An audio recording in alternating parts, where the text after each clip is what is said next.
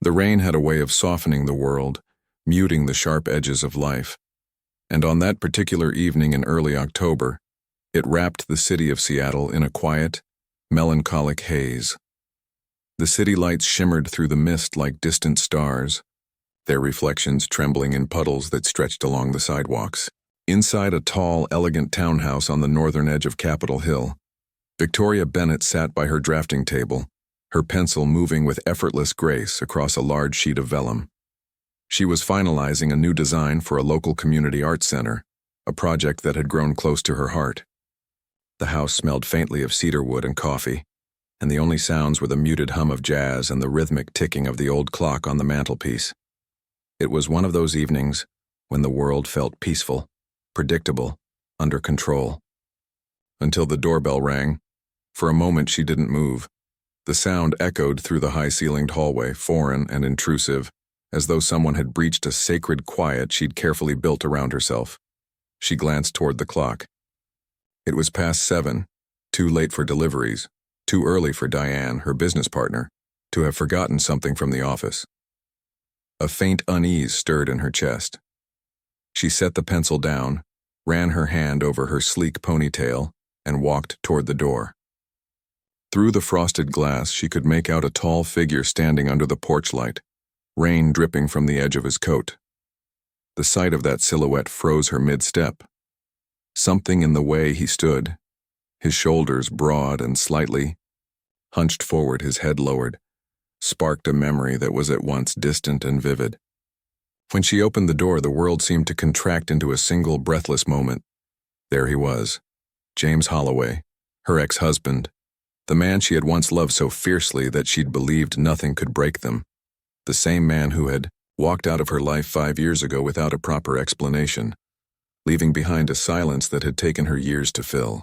He stood there, drenched from the rain, his hair darker than she remembered but now flecked with silver at the temples, his once confident posture softened by time.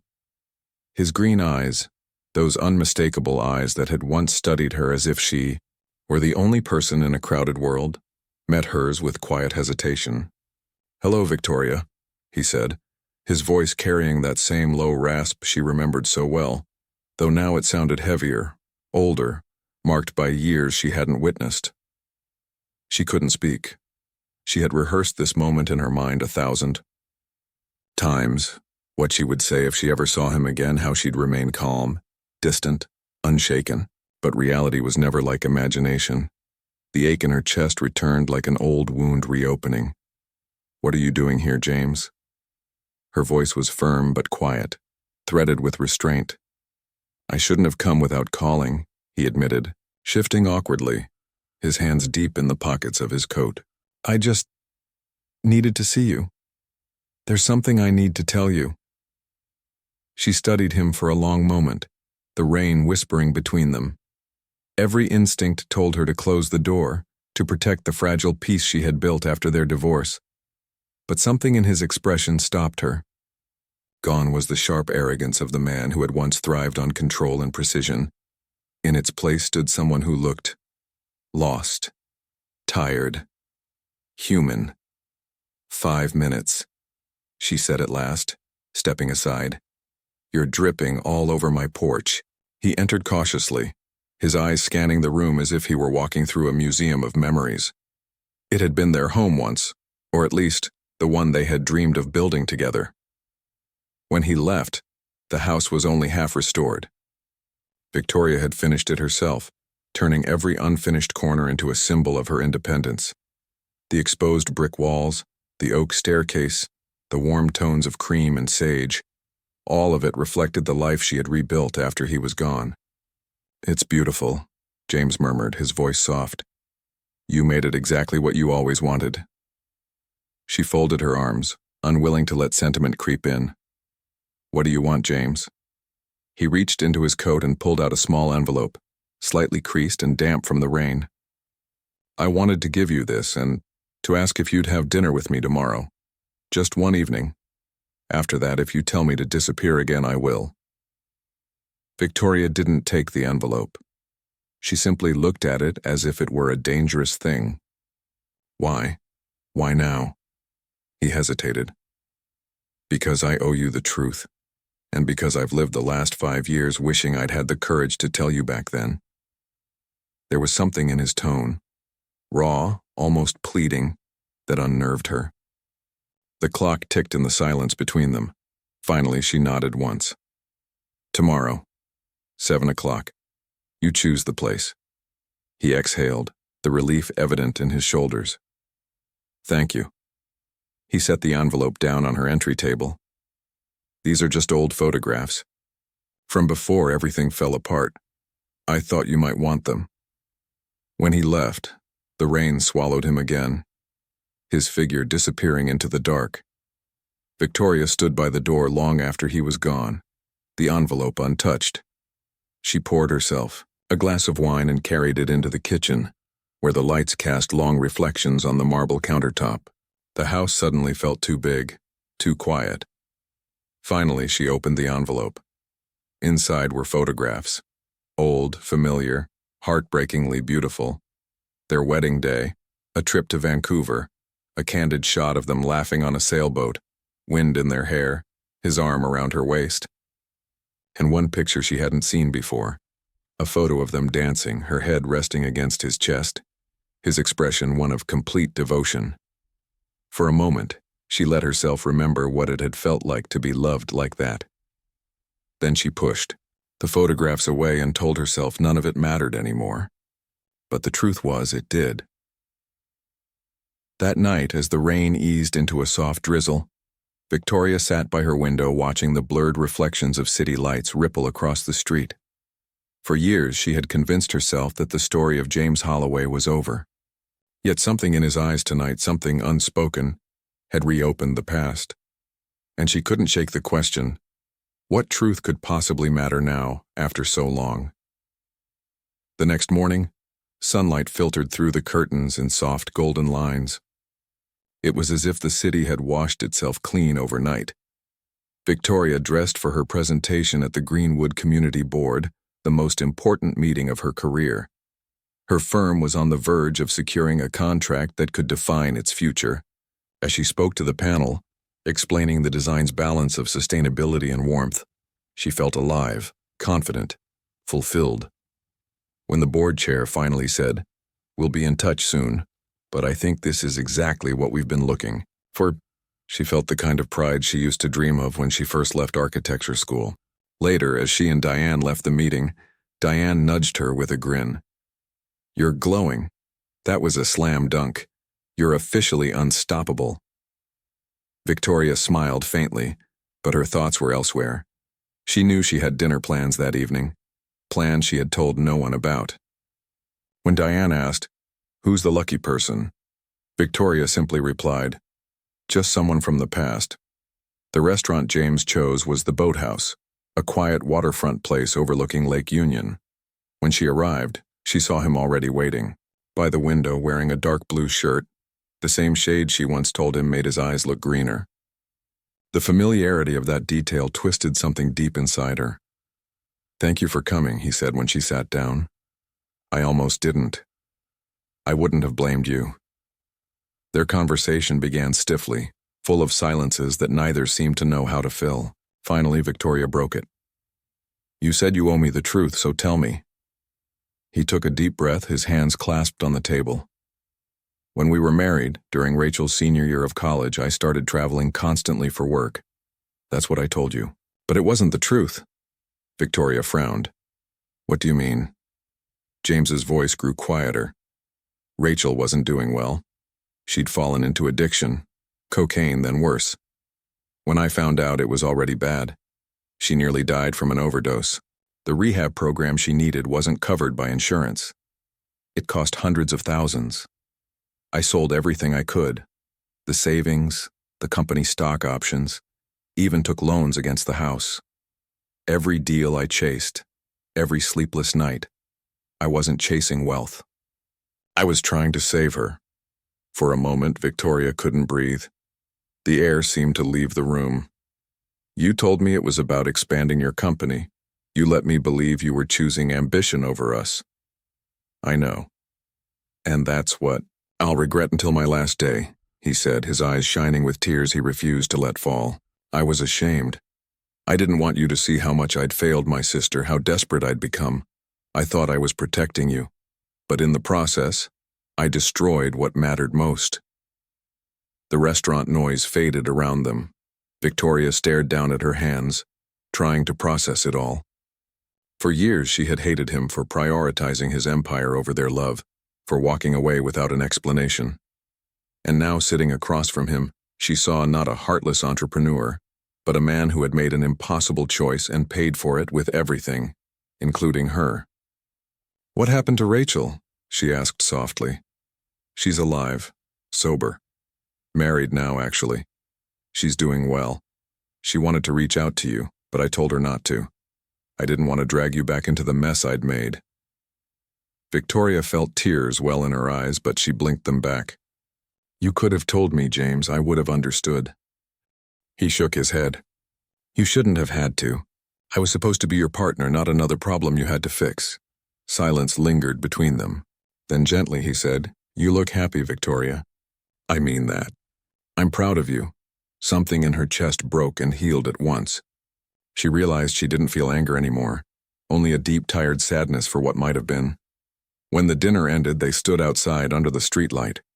The air smelled of rain and jasmine. For a long moment, neither spoke. Then James reached into his pocket and handed her a small velvet box. "This isn't what you think," he said quickly. "It's not jewelry, just open it when you're alone." She took it, uncertain.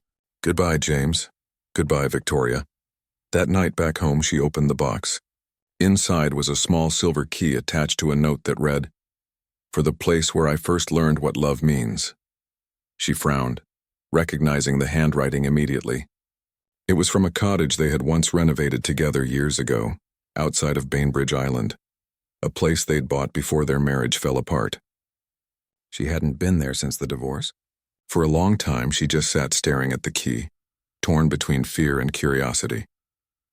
Outside, the rain began again, tapping against the window pane in soft, rhythmic whispers. Victoria stood holding the key in her palm. Somewhere between the lines of that note and the weight of that small silver key was a story that hadn't yet ended. And deep down, she knew this wasn't closure. It was the beginning of a truth she had never been ready to face. The following morning, the silver key lay on Victoria's kitchen counter, catching the soft morning light like a small silent question waiting for an answer. She had barely slept. Every time she closed her eyes, fragments of memory came rushing back. James's expression at dinner, the tremor in his voice when he spoke about his sister, the years she had spent believing that ambition and greed had replaced love. Now all of it seemed to shift, like a puzzle finally revealing the image beneath. But the key, its meaning, its purpose, remained an enigma. The note attached to it lingered in her mind almost hauntingly. "For the place where I first learned what love means." By the time the clock struck 9, Victoria was already dressed and standing by her front door, her car keys in hand. The logical part of her mind told her this was foolish, that revisiting old ghosts would only reopen wounds she had spent years healing. Yet something stronger than logic compelled her. Perhaps it was the look in James's eyes last night, or perhaps it was the quiet voice inside her that whispered, this wasn't just about him.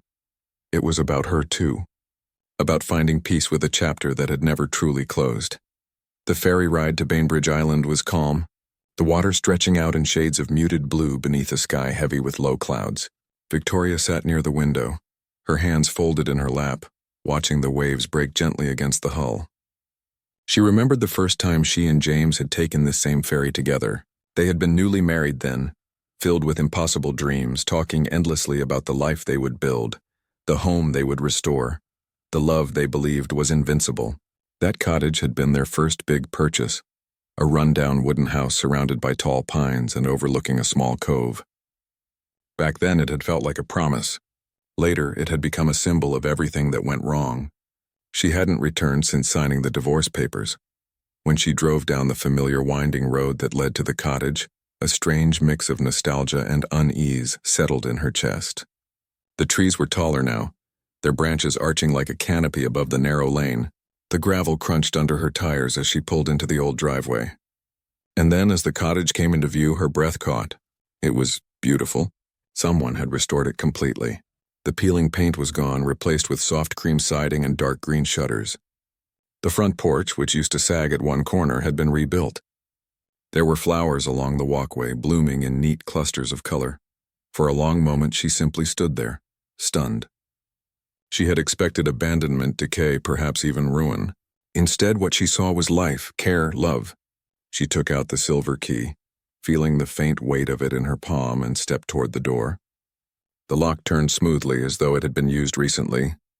When she pushed open the door, the scent of cedarwood and lemon polish filled the air. And then she froze.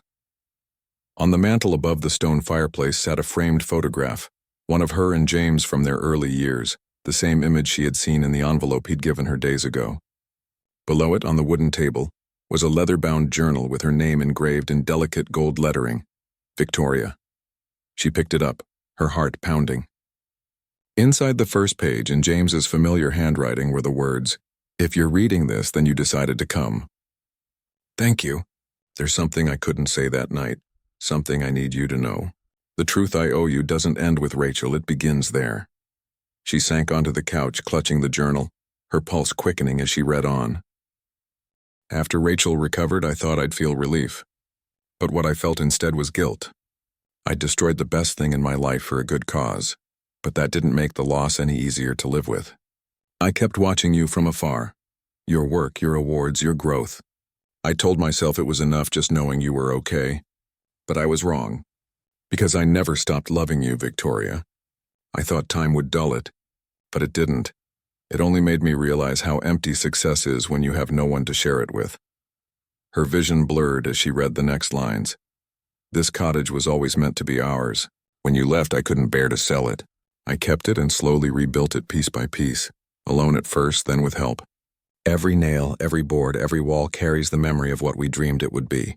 I restored it not to win you back, but to keep my promise, that one day, no matter how broken we became, this place would stand as proof that love once lived here. And maybe, if life allowed it, as proof that love can live again." Victoria's throat tightened as tears slipped down her cheeks. She turned the page and found several old photographs tucked inside. Pictures of the restoration process. Handwritten notes about how he had hired local artisans. Even receipts from materials dated over several years. He had been rebuilding it quietly, slowly, as if crafting an apology in the form of a home. As she flipped further, she came across one last entry. "Tomorrow I'm coming to Seattle to see you. I don't know if you'll open the door. But if you do, and if you find this, then I want you to know one more thing. Forgiveness isn't something I expect. It's something I hope you'll give yourself. You didn't fail me, Victoria. You were the best part of my life. I failed you by thinking love could wait.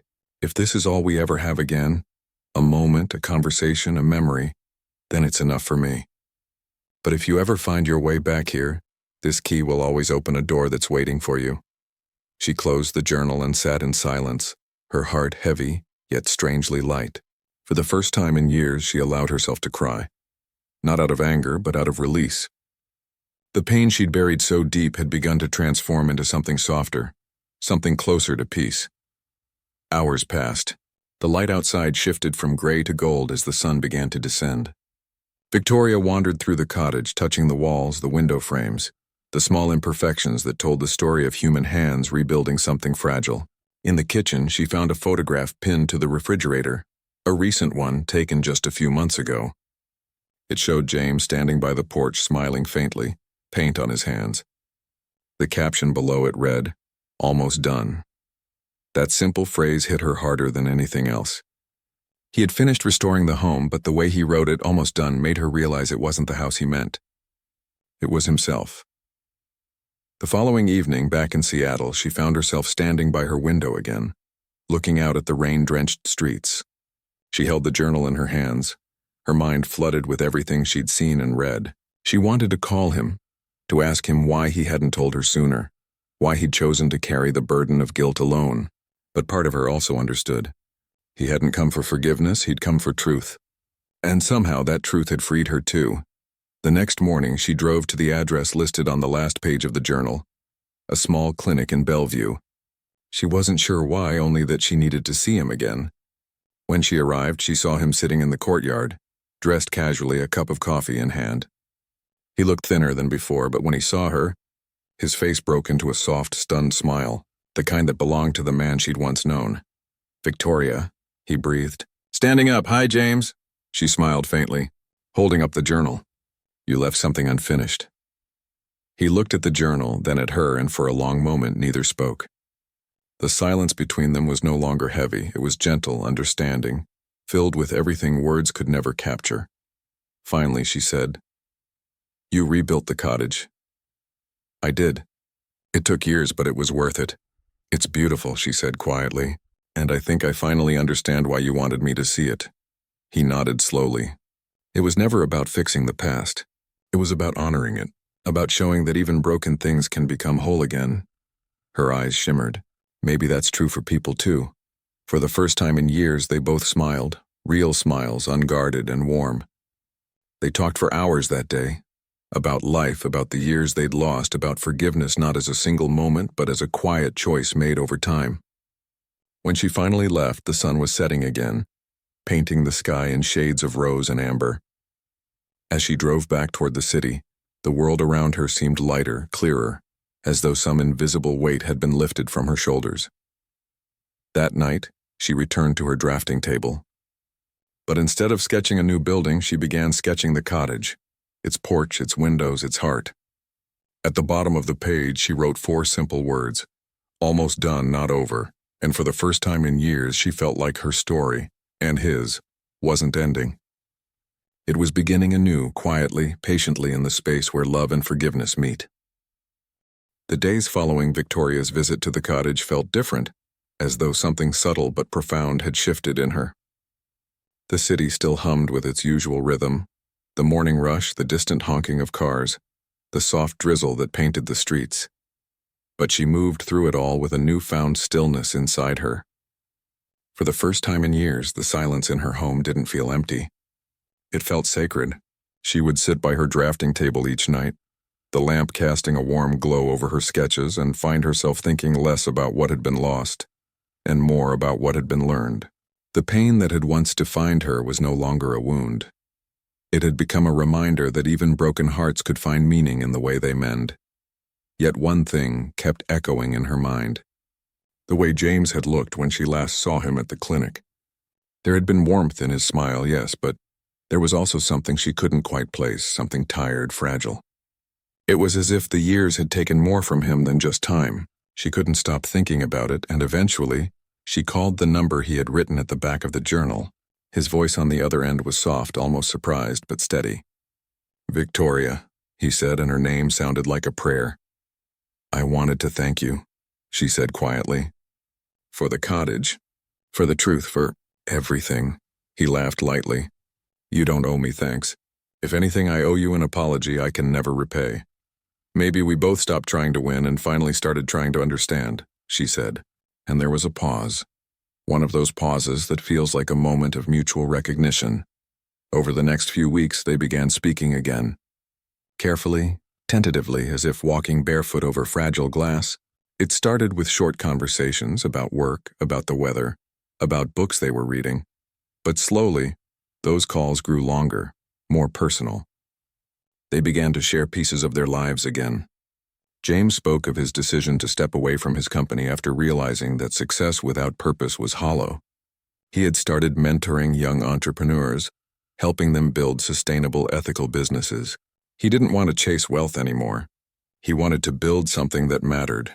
Victoria, in turn, told him about her latest architectural project, a plan to design a community art space for underprivileged youth. When James heard about it, he said softly, "That sounds exactly like something you were born to do." "I want it to be a place where people can feel seen, where they can rebuild themselves the way I had to," she said, her voice thoughtful. "Not everyone gets a second chance. I did, even if I didn't realize it." Their connection grew stronger, not in the passionate, reckless way of their early years, but in a quiet, mature way that felt grounded in understanding. It wasn't about romance anymore, not yet, but about rediscovering the humanity in each other. Forgiveness, she realized, wasn't a single act.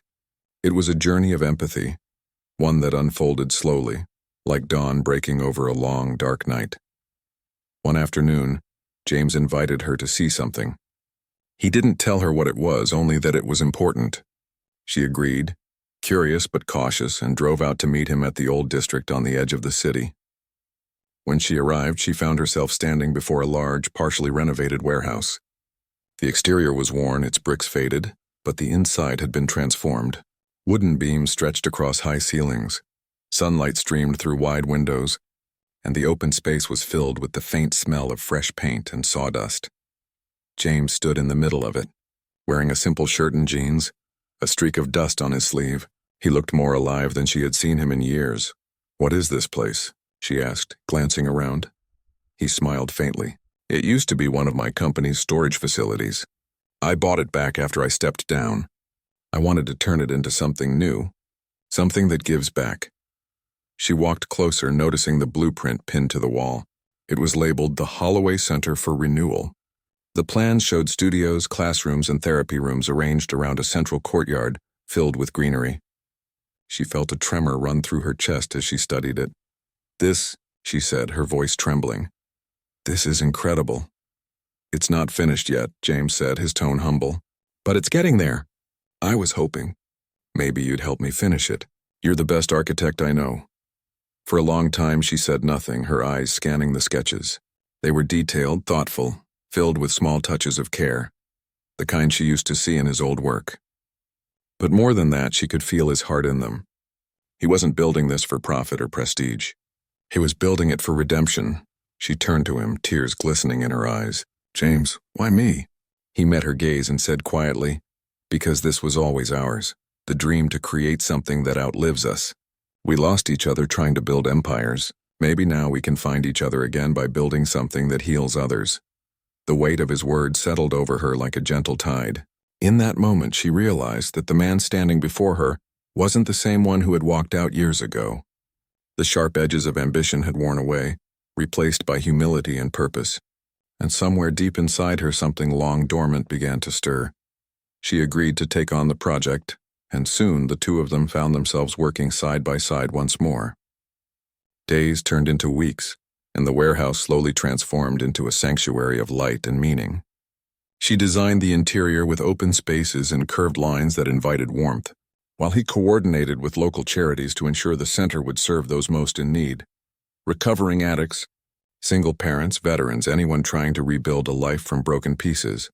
There were moments of laughter, of quiet companionship, of shared silence. Sometimes they would work late into the evening, the sound of rain against the glass reminding them of how it all began. Other times they'd sit outside the building with coffee, watching the city skyline glow in the distance. It felt as though time itself had softened, giving them a second chance not just at love but at meaning. But as the project neared completion, Victoria began to notice something. James often grew tired easily. There were moments when he'd pause, pressing a hand subtly to his chest, or moments when his smile didn't quite reach his eyes. When she asked if he was all right, he always brushed it off, saying it was just exhaustion. But something in her heart told her there was more to it. One evening, after another long day of reviewing blueprints, she found him sitting alone in the courtyard of the nearly finished center, gazing up at the soft amber glow of the lights. He looked peaceful, almost too peaceful. She sat beside him, the cool night air brushing against them. "It's beautiful," she said, looking around.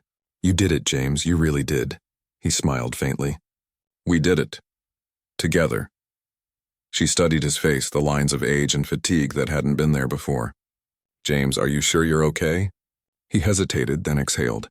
"I went for a checkup a few months ago. The doctors found something. A heart condition. Nothing immediately dangerous, but—" He trailed off, his voice steady but quiet. "It's made me realize how short time really is." Victoria's breath caught. "Why didn't you tell me?" "Because I didn't want pity. I just wanted purpose. I wanted to finish this place, to leave something that means more than my mistakes." Tears welled in her eyes, but she swallowed them back. "You're not leaving anything, James. You're rebuilding your life." "We both are."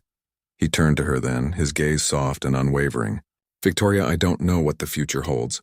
But if this," he gestured around at the center, "is the last big thing I do, I'm at peace. Because it brought you back into my life, even if only for a while. And that's more than I deserve." She couldn't speak. She reached out and took his hand, their fingers intertwining naturally as though time itself had never passed. In that quiet moment, she understood the true gesture that changed everything. It wasn't the restoration of the cottage or even the creation of the renewal center. It was the courage to transform pain into purpose, regret into redemption, and love into something that healed not just two people, but countless others who would walk through those doors long after they were gone. The night stretched on, calm and luminous, as if the universe itself was pausing to witness the fragile beauty of two souls finding forgiveness under the same sky that had once seen their parting.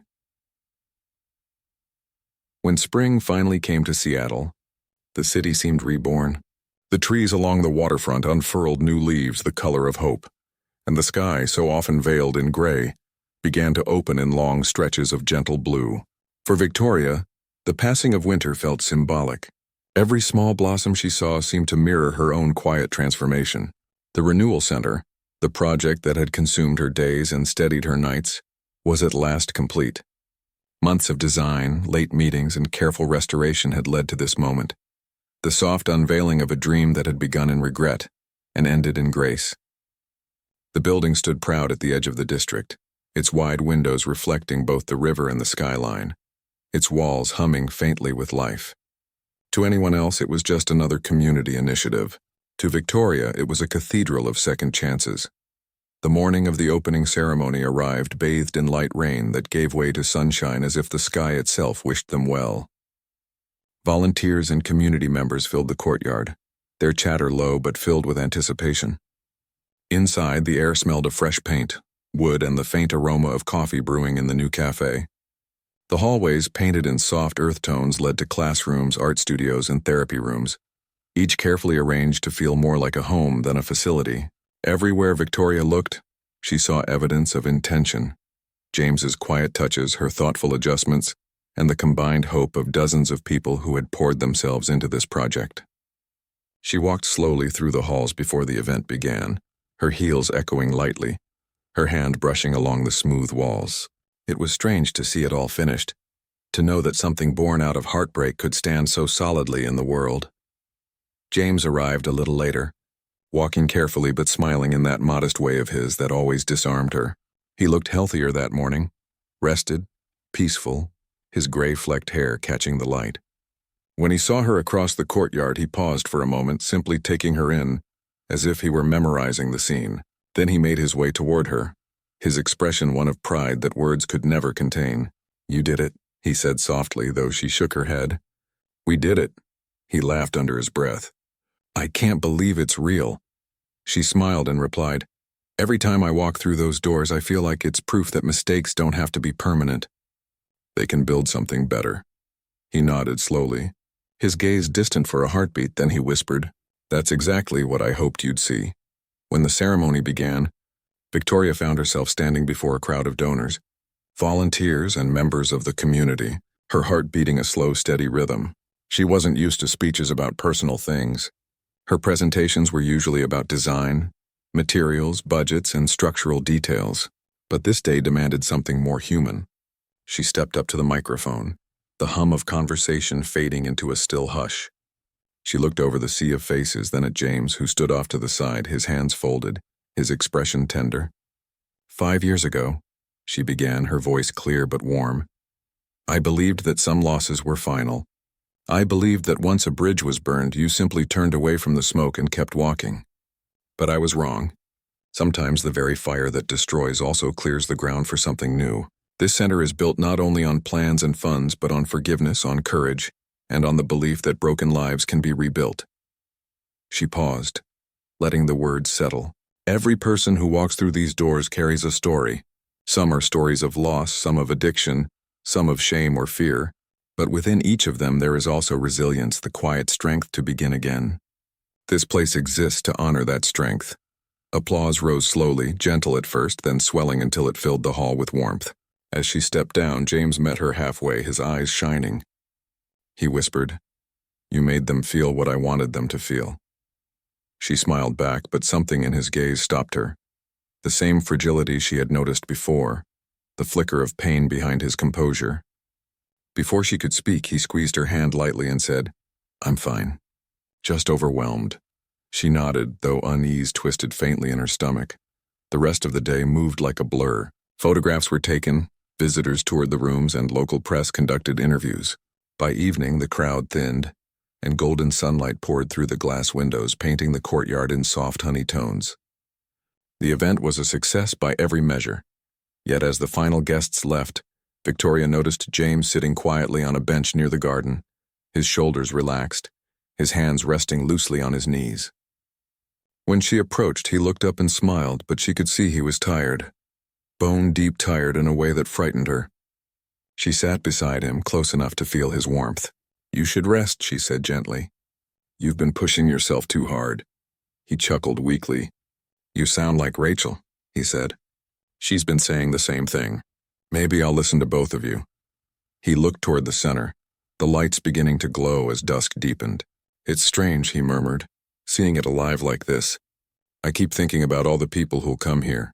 Kids trying to stay off the streets, families finding help, people learning they're not alone.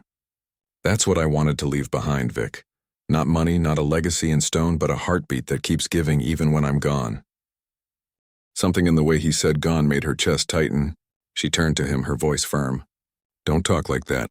You're here. We still have time." He smiled gently, as though she were the one who needed comfort. "Maybe," he said. "But even if time runs shorter than I planned, I'm grateful it brought me back here. To you, to this." He gestured toward the building, then toward her heart. "You're the real architect, Victoria. You build things that last." She felt tears sting her eyes, but before she could respond, he reached into his jacket pocket and pulled out a small folded letter sealed with wax. "I want you to have this," he said quietly. "Don't open it now. Wait until you feel ready." "It's just words, but they're the truest I've ever written." She wanted to protest, but something in his calm expression silenced her. She nodded, accepting the envelope, feeling the faint warmth of it against her palm. That night after he left, she lingered in the empty hall of the center. The soft hum of the ventilation mixed with the faint echo of laughter that still lingered from the day. She walked through each room, running her fingers along the walls, whispering silent gratitude for all that had led her here. The pain, the loss, the forgiveness. When she stepped outside, the night air was cool and filled with the scent of wet earth. She looked up at the sky, the first stars beginning to appear, and thought about how unpredictable life could be. How the very people who break us can also be the ones who teach us how to heal. 2 days later, she received a call from Rachel. The tone of her voice was strained, trembling. "Victoria," she said softly, "James is in the hospital." It happened last night, his heart. The world seemed to tilt. The word struck like cold wind through an open door. Within hours, Victoria was standing in a sterile corridor under harsh fluorescent light, the smell of antiseptic filling her lungs. When she entered his room, James was lying there, pale but conscious, an oxygen line beneath his nose. His eyes lit up faintly when he saw her. "You came," he whispered. She took his hand, her voice shaking. "Of course I came." He smiled faintly, the corners of his lips twitching upward. "I told them I'd wait. I didn't want to leave without saying goodbye properly." She gripped his hand tighter, tears blurring her vision. "Don't talk like that. You're going to be fine." But he only shook his head slowly. "No, Victoria. Not this time. My body's tired. But please don't be sad. Everything I needed to do, I've done. The center's finished. You'll keep it alive. Promise me you will." She nodded, unable to speak. In his final moments, there was no grand declaration, no desperate drama, only peace. He looked at her one last time and said softly, "Thank you for forgiving me. Thank you for letting me love you again." Then, with a small sigh, his hand relaxed in hers and the world went still. The sound of the monitors faded into a hollow silence that would echo in her memory forever. Weeks later, after the funeral, Victoria returned to the cottage on Bainbridge Island. She carried the sealed letter he had given her, and sat by the window where the light fell in golden slants across the floorboards. Outside, the ocean murmured softly against the rocks. With trembling fingers, she broke the seal and unfolded the paper. The handwriting was familiar, steady, the ink slightly smudged at the edges. "My dearest Victoria," it began. "If you are reading this, then I've gone where words can no longer reach. But I want you to remember this. Our story was never about endings. It was about transformation. You once told me architecture is the art of shaping space to hold meaning. You did that with me. You shaped my life into something meaningful again. If you ever doubt your strength, return to the cottage, to the center, to anywhere you've left your love behind. You'll find me there in the beams of sunlight and the laughter of the people you help, in the quiet spaces where forgiveness lives. Don't grieve me, Victoria. Live for me. Keep building. Keep believing. By the time she finished reading, tears streamed down her face, but they were not tears of despair. They were tears of gratitude, of closure, of release. She folded the letter carefully and placed it back in its envelope, setting it on the windowsill where the light touched it. Then she looked around the cottage at the warm wood and the faint scent of pine, and realized that he had kept his promise. Love had lived here, and somehow, it still did. When she returned to the Renewal Center weeks later, she found the staff and volunteers continuing the work with renewed passion. Every wall seemed to pulse with the energy he had left behind. She established a scholarship in his name, one that would fund education for people who came through the program. On the day it launched, she stood beneath the atrium, sunlight spilling over her like a benediction, and whispered, "You're still here, James. Every time someone starts again, you're here." As the years passed, the center became a beacon for those seeking redemption, people who walked in broken, left with purpose. The story of its founders became an unspoken legend, a tale whispered by those who believed in second chances. And though Victoria continued to design, to teach, and to live, she often returned to Bainbridge Island, to the little cottage that had begun it all. There she would sit by the window with her sketches, the ocean whispering beyond, and she would smile, because she knew that even the deepest sorrow can give birth to beauty, and that love, once true, never really leaves. It simply changes form and keeps building long after we are gone. Years slipped forward the way tides recede from the shore, quietly, inevitably, leaving behind ripples of memory rather than waves of grief. 5 full years had passed since James Holloway's passing, and yet his presence lingered in every corridor of the Renewal Center. Victoria often joked to the volunteers that the building itself breathed because of him, that if you stood still long enough, you could almost hear his voice in the hum of the lights or feel his laughter in the warmth of the walls. Time had done what time always does. It had softened the sharp edges of loss but deepened the meaning of what had been left behind. The center had flourished beyond anything either of them could have imagined. There were now 3 branches spread across the state, each one built on the same foundation of dignity and empathy that had guided the first. And at the heart of them all was Victoria, her silver hair tied loosely, her eyes still bright with the calm fire of purpose. Every morning she arrived early, walking through the quiet halls before the day began. She liked those moments before the noise returned, the murmur of footsteps, the laughter of children in art classes, the hum of music therapy from the far wing. She would pause before the framed photograph hanging in the atrium, the one of her and James on the day of the first opening, both of them smiling, sunlight spilling behind them. Below the photograph was a simple inscription that had become the center's motto: "Rebuild with love." Visitors often stopped to read it without knowing the full story, and she preferred it that way. She never turned their history into spectacle. What mattered was not who they were, but what they had built from pain, forgiveness, and faith. Outside, the world had changed. Cities grew taller, faster, louder. Technology blurred boundaries that once defined real connection. Yet within the walls of the Renewal Center, time seemed to slow, urging people to breathe, to reflect, to start again. Victoria had become something of a quiet legend in Seattle's philanthropic circles, though she disliked the attention. To her, the greatest reward was seeing a young mother complete her rehabilitation and find work, or an artist once lost in addiction exhibit paintings that sang with life, or a teenager who had grown up amid violence discover music as a way to heal. These transformations, she often said, were the real architecture, the rebuilding of the soul. One crisp autumn afternoon, she stood before a new group of volunteers, telling them about the center's origin without ever naming names. "Every building begins with a scar," she told them. "Something broken, something we wish we could undo. But if you build with honesty, that scar becomes the strongest part of the foundation." Her words carried easily through the glass-roofed courtyard, and when she looked up at the play of light across the beams, she thought again of James's letter, the one she still kept in her desk drawer at home. Sometimes late at night she reread it, not because she needed reminding of his love, but because his words grounded her. Keep building. Keep believing. Those 4 syllables had become her compass.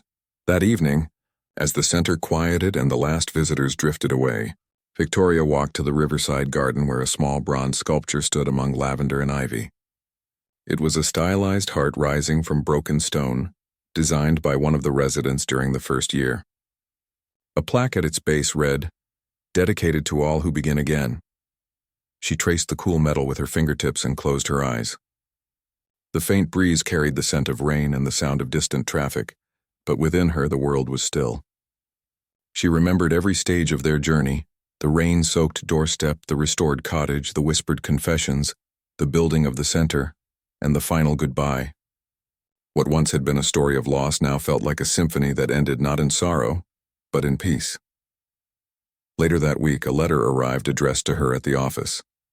It was from a young architect named Daniel Kim, one of her scholarship recipients. He wrote of how the program had saved his life after years of struggle, how he had just been accepted to graduate school, and how he hoped to design buildings that make people feel less alone. At the bottom, he had added a single line, "Thank you for believing that people, like structures, can be rebuilt." Reading it, Victoria felt a quiet smile spread across her face. She looked up from the letter toward the window, where the afternoon sun caught the glass in golden shards, and she whispered, "Do you see this, James? They're still finding their way." That night she took the ferry to Bainbridge Island, as she did every few months, to visit the cottage. It had become her retreat, a place where she could breathe without schedule or responsibility. The little house looked almost unchanged. White-painted trim, green shutters, a porch swing that creaked gently in the wind. Inside, she kept it simple. Stacks of books, sketches pinned to the walls, a single photograph of the two of them smiling in younger days. She brewed tea, opened the windows to let in the scent of salt and pine, and settled by the fireplace with her sketchbook. The pages were filled not with blueprints for clients, but with drawings of the sea, the center, and faces of people she had met through her work. Each page told a story of rebirth.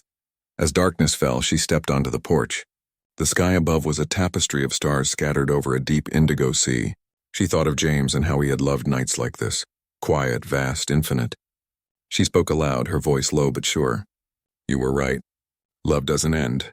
It just changes shape." The wind stirred the trees as though in reply, and she felt something gentle settle inside her chest, not sorrow, but contentment. For a long while she sat there listening to the rhythm of the waves and the slow beating of her own heart, feeling that rare alignment of past, present, and purpose that only forgiveness can bring. In the years that followed, Victoria's health began to fade, but her spirit remained luminous.